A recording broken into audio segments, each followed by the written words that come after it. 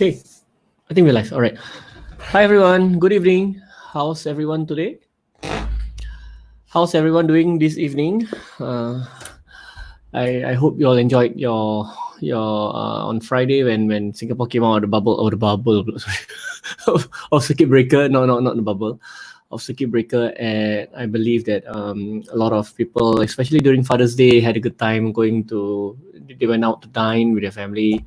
They went out to spend some time with their kids and maybe spend time with their own dads. So I had a good time myself. I was by the beach with my kids. We went to the beach and the kids enjoyed their time frolicking by the beach in the water. Okay, getting themselves dirty, playing with sand and grass and just bleeding their feet, making sure they. I know that some of them my son had a blister which I like. So at least I kind of man him up a bit more, so that he's not always so sheltered at home, right? So I'm not so sure if there are other dads out there who share my sentiment.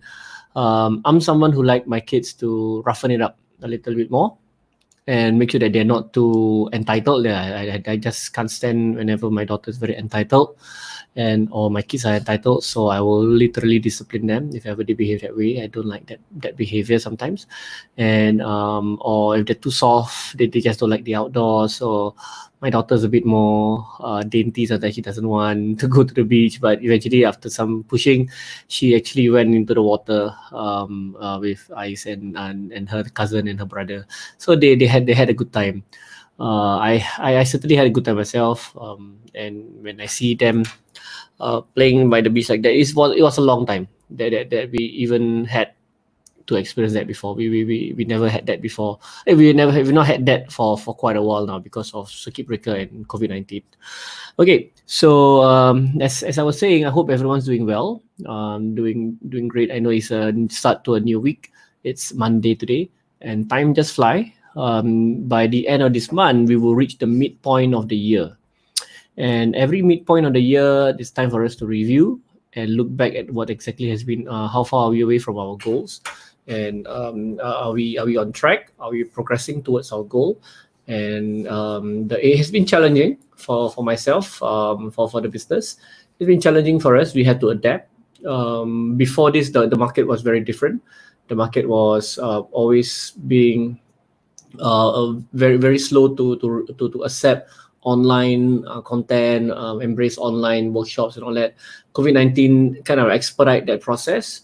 So we are grateful for that. In fact, for us in OpenSky, when we run more online content, we are able to reach out to more masses. People are just have no choice but to embrace being online and then doing things online. So in that respect, this new model was actually a good thing for us. It was a good thing for myself, for the team, for my company, and I hope it's also a good thing for a lot of companies out there. I hope that you will manage to find the last few months to change your model and accept online as a new normal for you. And right now, this is the way to go. I'm sure that at the end of the day, everyone, human beings, we are always looking for the human touch. We're always looking at meeting someone in person, being able to see other human beings, because we cannot just function alone. We're not robots, correct? And by not being robots, it means that we are always hoping to be able to socialize, to want to meet others, to touch, to see, to hear, to taste. These are our senses that makes us human. And being able to do so, if we can embrace both the online and the human touch element together, we can synergize our content online that we propose to a lot of companies out there, that we embrace this new normal. So it becomes it will help us to ride through the COVID-19 a lot better, a lot easier, and we can definitely survive this pandemic. Okay, so I think is correct. So I feel that everyone right now more or less have already adjusted. Economies have been wrecked. Countries are deeper in debt, some of them, and people unfortunately have passed away due to COVID-19. So it was an unfortunate thing for many of us who probably might even know some of our friends or connections that actually that actually passed on due to COVID-19. So on that aspect, I think right now, as things are more settled, we should be able to get out of this stronger as one people of all of us, and be able to see what's coming ahead and create new goals for ourselves, and definitely charge towards something different, something new, so that we can benefit better from this new economy that is being formed. Okay, so enough of me babbling about all this. So I just want to be able to share with you something that I want to talk about a bit today. So okay, hang on. All right. So the content for today is property bubble. Unlike I'm not so sure about you, but myself in person, I do enjoy a bubble. In fact, okay, especially just before it pops. Okay, especially just before it pop. Any bubble that pops from because of the high level of speculation, it's actually a good thing for expert investors, for seasoned investors who knows exactly what to do during a bubble. Some of the sentiments, so some of the very natural thing for anyone, for any market to face, especially I think we had it in Singapore, in Hong Kong, in some parts of the US, whereby property prices go up. The sentiment is euphoria. Everybody's just wow. Everybody just want to get in on the action, right? Correct. Everyone wants to just get in on the action. Everyone wants to just be able to make money, because it's a time to make quick money. And during that time, it is always very natural for anybody to say, "Hey, I want to also monetize, be able to make money out of this euphoria that's happening." Okay, everybody is into property now, so let's do it. Let's jump into it. Okay, so I remember once I was staying, when I was a kid, I was staying in Bishan. Okay, that was just before the property bull run in Singapore. So I was staying in Bishan, and at the point in time, there were a lot of people from Hong Kong who could buy property. I'm not so sure how. I don't exactly dive into that, but I remember very intricately one time when I was in the living room, because I was staying in Bishan, what we call a maisonette. Okay, a maisonette in Bishan then wasn't as expensive at that point in time, just before the bull run. But I remember my parents bought it for less than 200,000, almost like 100 plus. And then it just skyrocketed 3 times, 4 times more, to more than $500,000, up to 600, 700,000. If I'm not mistaken, I don't have the exact number, but it just skyrocketed like crazy, just crazy. I don't know what caused the bull run then. I'm not so sure. Okay, but just before the financial crisis, and during that bull run, it just went up. HDB flat, right? Just went up. People were knocking on our door, just shouting into the house. Do you want to sell your house? Do you want to sell your house? Okay, they were asking that. So all my neighbors, in fact, they sold. They made good money, right? Okay, my mom eventually also sold, but she did not sell at the height. So it only when it kind of corrected a bit, then my parents sold the property, and then we moved into another place in Pasir Ris. But at that point in time, during the bubble, you can sense, right? Okay, even me as a little boy, I sense the euphoria whereby everyone thinks, hey, you have the whole house, you confirm make money. So it's like, okay, all right. So it's only much later, like right now, then I realize what a bubble really is, and how we should actually look at a bubble with a level of caution, and not be too drawn in to the euphoria that might happen. Okay, especially much more worse is for any of us to be caught in a euphoria. If you're caught in a downward sentiment, right, whereby everybody is fear, there's a lot of fear in the market, it's actually better than to being caught in a euphoria. That's my opinion. When you're caught in a euphoria and it bursts and pop, it just drop, and you will stand to lose money. That's worse in my opinion. Okay, but if you're caught in a fear sentiment, you're just more careful. You just don't want to enter the market. But you may miss out on a bull run, or you may miss out on the recovery. But that's fine as long as you are not invested. But if you're caught in a euphoria whereby everyone just thinking it's going up and no signs of it coming down, if it ever pop, that's a time for that likely that you can actually lose money. So you got to be careful during this kind of bubble, or this kind of bubble situation. Okay, so let me just share a couple of screen. I'm just going to share with you this one.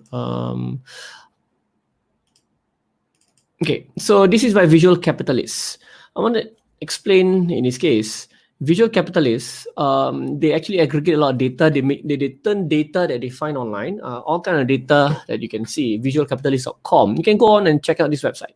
And one of the latest one that they did, this was 11 months ago, okay, in July 2019, was the countries with the highest housing bubble risk.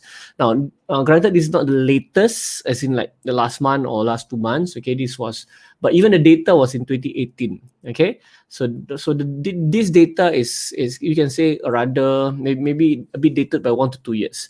But my point is this, okay. So when we look at data like this, right? Okay, it is good for you to analyze the data and read the data. The only thing that I want to caution is that when you go through the data, it is on a country level. Okay, on a country level. I'll explain this in a short while. But when data is on a country level, example like Canada or the US, such a huge country, but you actually present the data in one metric based on the entire country, it is actually not wise for you to base investments on such a generic figure, okay? Such a generic number like this. Okay, example, Canada 195.9. Okay, you base the entire country on one metric. Instead of going local, looking at local data, which is what you should do. Any property investment that you want to make is always local. Local data counts, guys, okay? Look at general national data, yes, okay, but also the local from its local point of view. You need to see at that point, local point of view, how much data can you get from locally that counts more than looking at it from a national point of view. Okay, so example like this, the US 110.8, I'll explain what this means. But if I were to just base on that and then you say, oh, it's pink. Okay, pink, I don't want to invest in the US. No, that's not.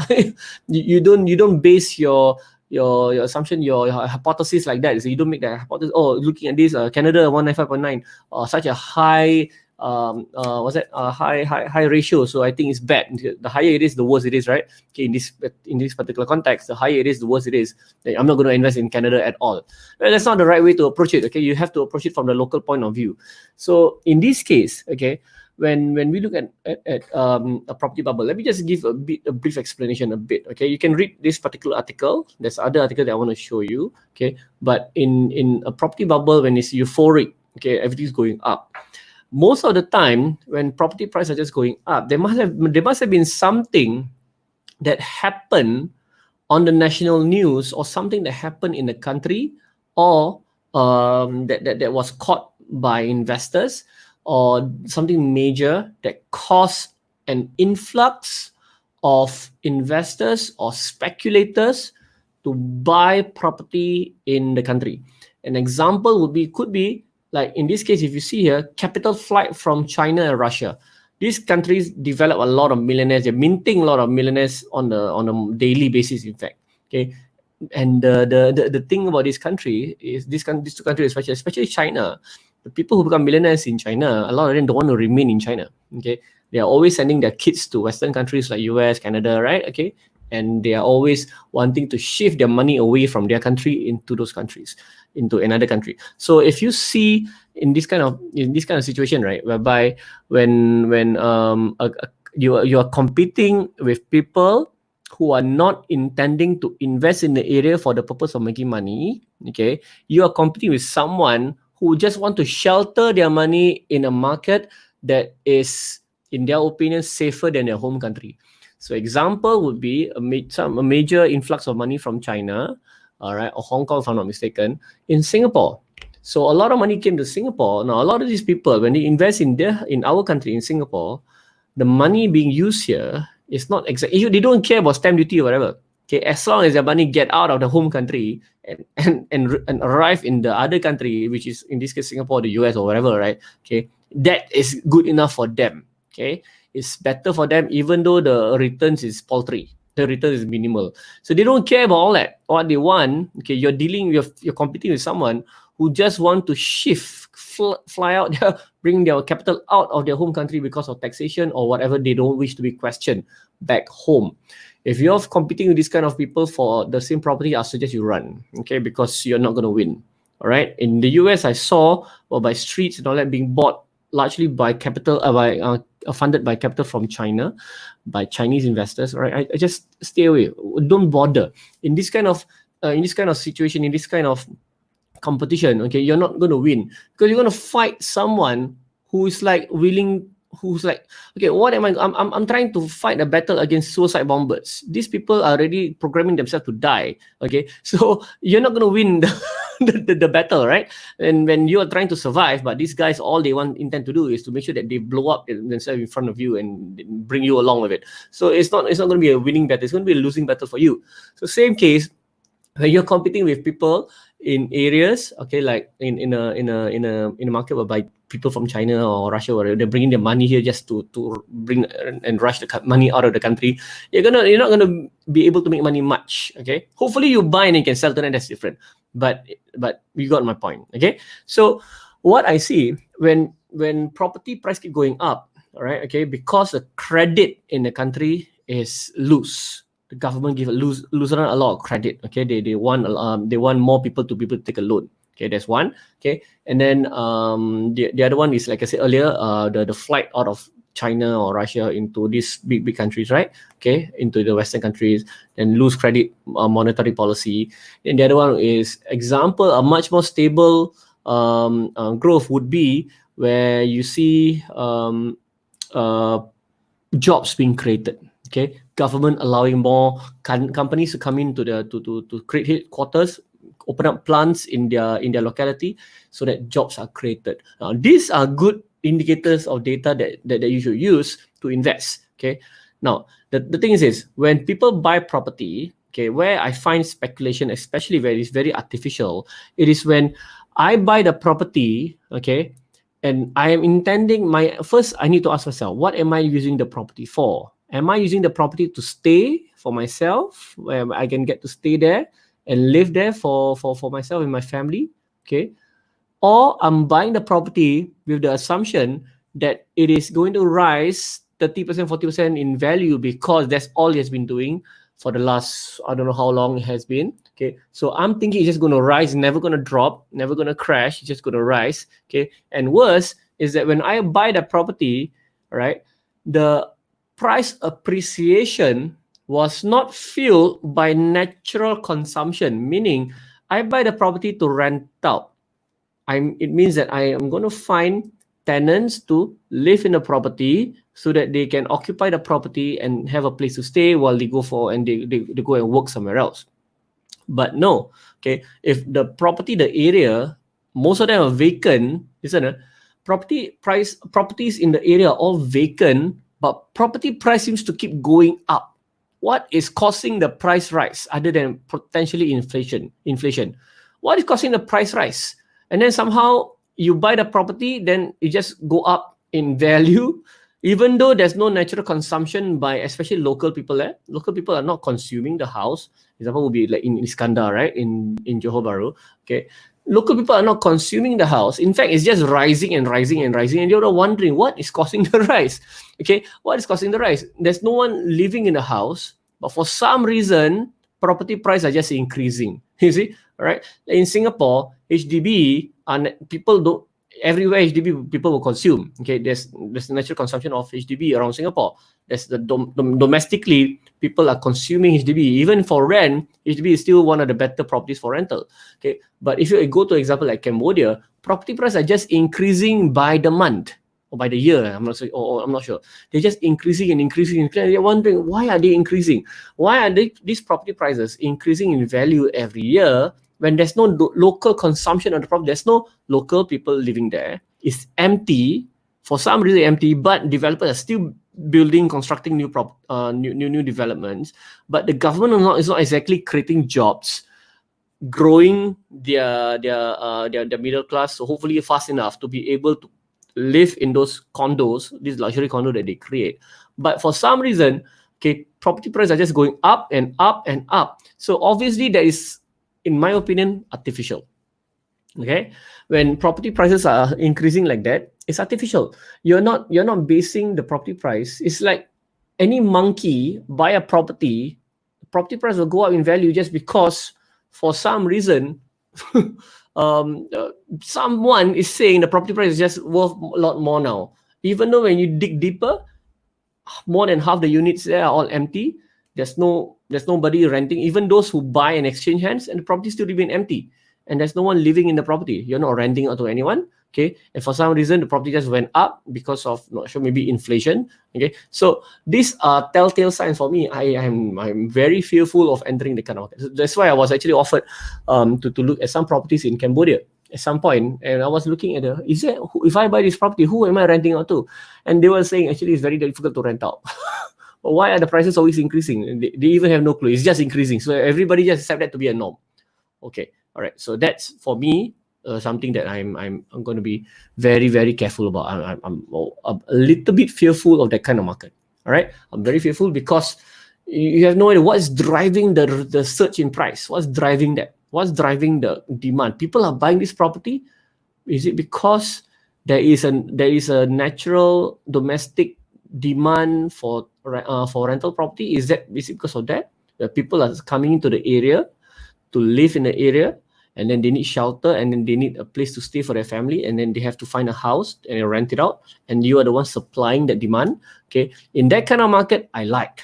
That's why I invest in the States, because, and especially now we are growing our rental division, especially more so for the rental division, whereby we are able to buy properties and then allowing the rent out to tenants who wants to live there, because there's jobs growing in the area.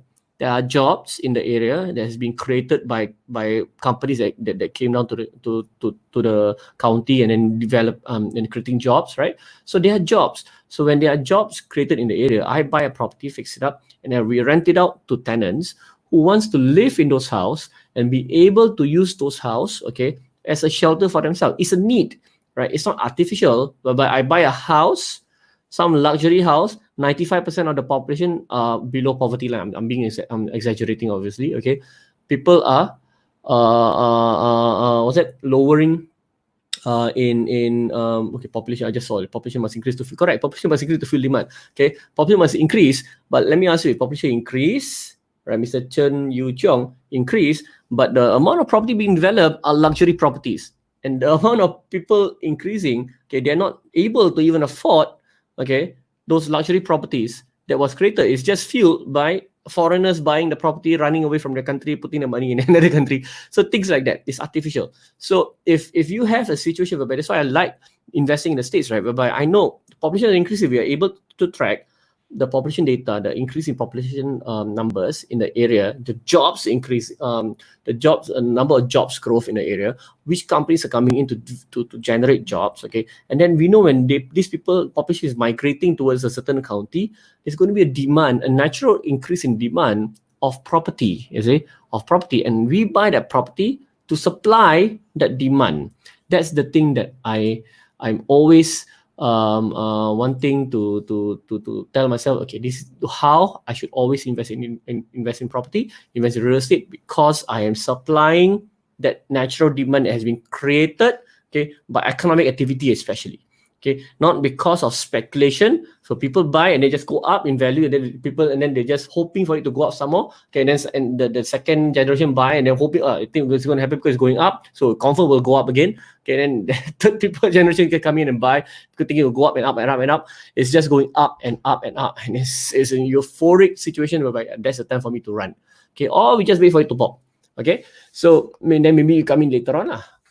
All right, so you can always look at it from that point. So for me, if I buy in an area, okay, in the first place, for us, whenever Nova Sky and us, we buy property, we don't buy properties at market value. That's number one rule of us. We never ever spend property to pay for it at market value. Okay, so when it pops, understand this, when the bubble pop, okay, usually the price index of the average of all the property in the country, right? Okay, when it pops at the market value. All right, but when we pay for it lesser than market value. So when it pops, there's a buffer between where it pop and what you pay for. That's our buffer. That's protection, okay, for us. So we are always ensure that we are protected from any pop in the market. So we don't want it to pop, and at the same time when it pops, okay, we're not going to be affected, because doesn't matter. I paid 30% of the value, it pops at 100%, so I have about maybe 100% to 95% or 100% to 80%. I'm still protected by the at least 50% in value. So this is how I see things. All right. So now let me go back to the website. Okay, if you see here, how you measure housing bubble, okay, is by a few metric: house price to rent ratio, house price to income ratio, real house prices adjusted for inflation is important. It must be adjusted for inflation. If not adjusted for inflation, you're not looking at accurate data. All right, always look at adjusted for inflation. Okay, credit amount of debt to in a household. Okay, compared to the total economic output of the country. Okay, so if you look at house price to rent ratio, in this case, you're seeing the darker the red. Okay, the bigger the bubble, okay, the riskier it is. So in this case, you see Canada as one of the highest in the world when it comes to the amount of house price, so high compared to the amount of rent they can collect. Okay, it's not like they say, it's not sustainable. So the house prices in Canada is so high that the ratio is 195.9. Okay, the second behind it is New Zealand. Then you have Sweden, Norway, and Australia, the top 5 countries. Okay. Oh, sorry. New Zealand is the highest. I apologize. New Zealand is the highest. Canada, then Sweden, Norway, Australia. Okay. They don't. They have data for Singapore, but Singapore is not that bad. Okay. I was looking at it from another website for Singapore. We're actually quite okay. All right, in terms of house bubble price. Okay, whether are we at a bubble or we're not at a bubble. So if you see here, Canada and New Zealand, they are at an all-time high. So if you want to enter these two countries, I would urge you to do a bit more research, because as I said, real estate is local. Look at local data. But in looking at Canada and New Zealand now, looking at the prices that when I was in Vancouver, I saw the amount of property price. Oh my God, it's crazy, insane. The prices are just, it's insane. It's going up and up and up and up. It's insane. Okay, but frankly, Canada is a nice place. New Zealand is a beautiful place to stay in. Australia as well. So these 3 countries are always one of the highly most desired country for immigration. For external countries outside of their own countries, they're always asking for more population to come in. Okay, they want more people to be in the country, to come into, and the government, especially in New Zealand, they are especially asking Singaporeans to come in, to move to New Zealand. And I have like even my sister saying that he want to go to New Zealand and stay there. And Canada is another place. I have a friend who in fact just moved to Canada last year, and he's actually living his life. All right, I don't know whether he's watching this video, but yeah, he's having a good time in Canada with his family. So he applied for it, he got it. Well, don't ask me to migrate. I don't intend to migrate at all. I'm rooted in Singapore, so this is where I live. This is where I'll be, hopefully for the long term. Okay. Then house price to income ratio. This is showing, okay, the amount of the value of the property compared to the household income. Okay. So in fact, if you look at this, okay, New Zealand is number 1 again. Yeah, correct. New Zealand number 1 again. Number 2 is again Canada. But if you look at the US, 98.4.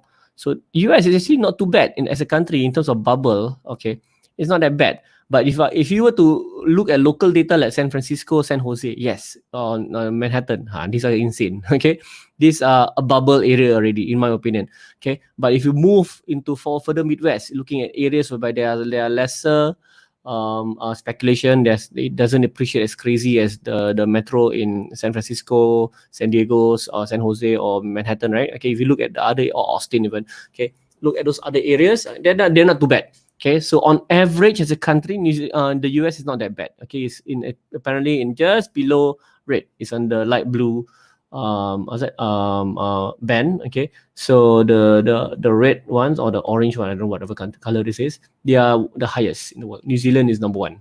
Okay, and real house prices, okay, real house prices adjusted for inflation is showing how much prices of houses are always increasing. Okay, so this is a very, very rapid price rise. All right, like example number 1 would be Portugal, then Ireland, Canada, New Zealand, Netherlands. Okay, so these are the countries that you can see. So as we can see, right, Canada again and New Zealand again is the top country in terms of bubble happening. And lastly, credit to also amount of debt in the country. Australia is quite high. Switzerland is insane. It's very high. Okay, Canada again top 5. So, but surprisingly, the amount of debt by the Kiwi in New Zealand not too bad. Okay, below the median of 100. Okay, so as you can see here, Switzerland suddenly came out of the blue, and the amount of debt they owe in the household is a lot higher than any of the other developed countries. Okay, and if you always talk about debt, we're always thinking about the US, right? But because the US as a country, they produce the economic output is very high. Okay, as a country, they're able to produce a lot of economic output. So like you say, there's big companies in the world, like all these big, like Amazon, like Netflix, Disney. These are big engines of the world, right? Okay, the big huge companies, mega cap, that produce a lot of economic output for the country. So that's why the country is able to produce a lot, and at the same time take a lot of debt. So when they divide that to the household, it's actually not too bad compared to other countries like Switzerland or Canada in that case. Okay, all right. So as you can see here, these are the 4 data. So Canada is facing a bubble situation, but this was 2 years ago. As of now, if you look at data now, Canada property price is actually dropping. Okay, Australia property price is also on a free fall apparently. So they're actually dropping in price. I don't know when do I have it. This is the data. This data was this map was based on this data. Okay, you can go through them. Bloomberg, Visual Capitalist. All right, so I'm not going to go through this. All right, so there you go. You can look at some of this data. Global Property Guide is another site that I use sometimes to look at different countries. Okay, so if you look at trends, house price trends in the area, in the different countries, like example, okay, Europe. Let's take a look at like Asia Pacific, right? Okay, Australia. So they're actually dropping in prices. Okay, property price actually dropping. Then look at Hong Kong, property price actually going up. China also is flat. If I'm not mistaken, yeah, it's flat. Okay, and then another country would be like Malaysia. Let's take a look at Malaysia, our neighbors up north, to going up, then a bit flat. But I'm not so sure right now. I think it's going up. Okay, my friend Faizul will say that it's actually they're facing a bull run soon. All right. Okay, Singapore. This is a very funny pattern. Singapore, look at that. Go down, up, then down, and up, one curve like that. I don't know what's going on. Then went down again during the subprime. Then went up again. Then went down again. It's insane. Singaporeans are just a bunch of crazy people. Don't know what's going on. Okay, I don't know why it's become like that, but that's the number there for you to see. Okay, that's a figure. So if I look at example, the US. Okay, United States. Go up, down, and up again. Okay, so this was subprime crisis. It went down, it went back up. Okay, so right now property price are still naturally going up and up. Okay, and people are always anticipating that it might pop again, and the bubble might pop in the US and it will crash. And when that happens, that's the time that I will be positioning a lot of myself and my investors to actually acquire more. Okay, when it pops, or we would buy whenever, even if it pops or even it's going up, because we never pay market value for the property.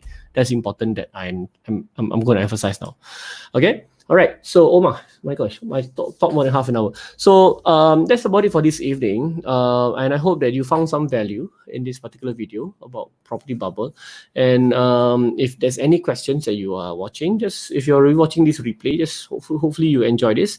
And I would like to invite you. Tomorrow, I am running a webinar and to explain about some of the services that Noble Sky offers for our there you are. The link is right on there. For our potential clients who wants to choose to probably look at the US as a market for them to start having a US real estate business to earn income. Okay, whereby we will show you exactly why we chose America, how you can make everything 100% passive. You don't have to put in any extra time if you don't wish to, and how we can help you beat the current percentage returns that you're probably getting from the banks or from mutual funds and all that. Okay, or from your retirement accounts. Okay, so it will show you how this is done through the concept of real estate investing in the US. All right, you're setting up a business there. We will show you how this is done properly for you. So if you're interested to join us for the webinar, you can join us at the link there. The link is right down here. Ta-da. All right, join me in my webinar tomorrow. Is at 8 p.m. We're starting a bit earlier so that we don't have to end too late. And during the webinar, I'll share with you all the tips and everything. My reason why I chose the US as a market for me and for my investors. All right? Okay, so that's all I have for this evening. I hope you have a great evening ahead, and stay safe even during the lifting of the circuit breaker or MCO. I think Malaysia, you're more or less settled into your new life. In Indonesia as well, and I know Indonesia is facing a bit more trouble, okay, with coronavirus. So hang in there. We'll all come out of this stronger. All right, take care everyone, and God bless, and bye-bye.